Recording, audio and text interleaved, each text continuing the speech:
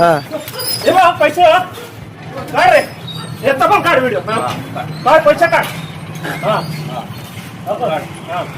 प्रभाग 22 मध्ये भाजप उमेदवार अंबिका नागेश गायकवाड यांचे चिरंजीव प्रेम नागेश गायकवाड व मोहित गायकवाड यांना काँग्रेस उमेदवार कुणाल गायकवाड यांनी पैसे वाटप करताना रंगेहात पकडले. सोलापूर महानगरपालिका निवडणुकीच्या पार्श्वभूमीवर प्रभाग क्रमांक 22 मध्ये निवडणूक आचारसंहितेचा भंग झाल्याचा गंभीर प्रकार उघडकीस आज दिनांक 14 जानेवारी 2026 रोजी आला आहे.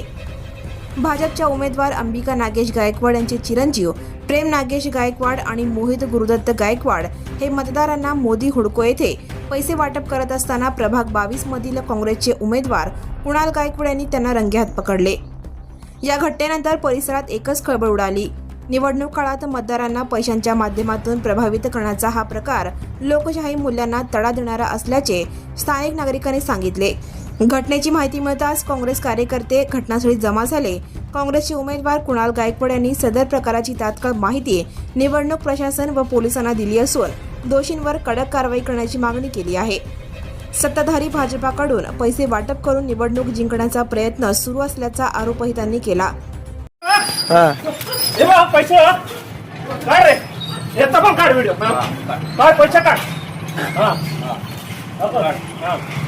काढ Subscribe now and press the bell icon. Never miss an